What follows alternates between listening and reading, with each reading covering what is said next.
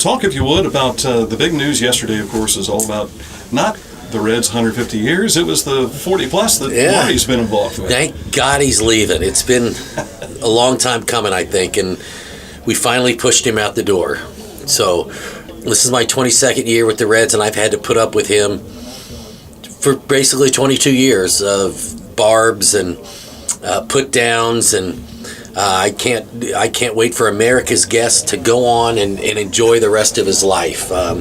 We won't miss him much. I mean, it's small shoes. He only wears about a size 6, but a big voice. So I'm happy to finally see him go and have fun with the rest of his life. You know, it's amazing.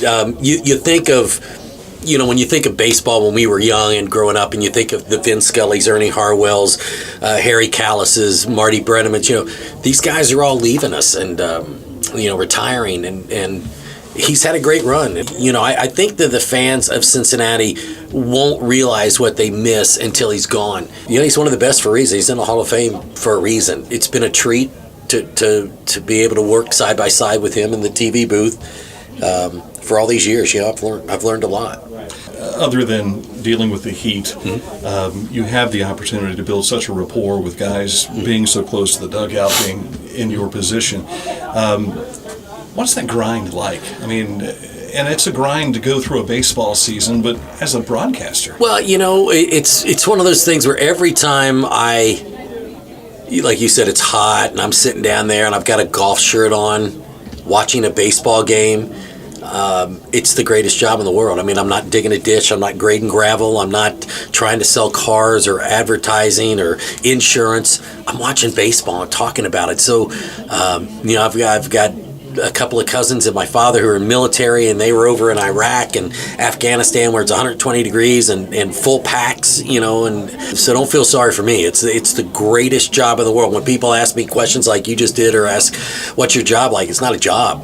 I think it's every young red-blooded kid's dream to be able to grow up and to watch baseball, football, basketball, horse racing like I've been able to do, and I don't take it for granted one bit. And I just look over at those guys and think, gosh, this is a heck of a job, and I hope it doesn't end anytime soon. What's tougher, keeping your attention and your interviewer's attention eye to eye when the water cooler is making its way, or making sure you understand what the translators are saying? Boy, that's a good question. I'll never forget this. And Matt Latos was the biggest kid I've ever met. He was like a 12-year-old in a 24-year-old's body. But he told me, because he was one of the guys that liked to dump the water, and he said to me one time, he said, hey, you're starting to tip them off a little bit, and if you do, we're going to start aiming at you.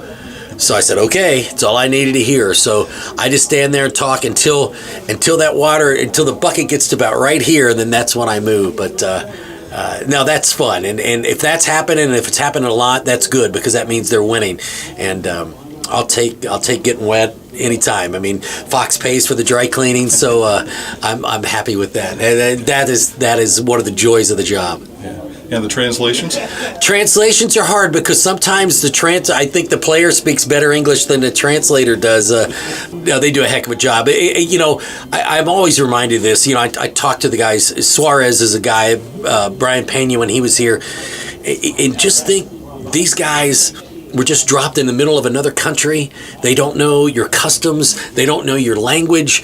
I remember Suarez was telling me, when I first came over here, I would just go to some place that had pictures when he went to eat something and said, I want that. And he would point to number 4 at Wendy's or McDonald's or whatever, because he couldn't say whatever, chicken sandwich or whatever. But, you think of that and you're like, wow. But I'm amazed at the way these guys have assimilated themselves here to the United States and to Cincinnati, and they're great guys, and our translators do a great job.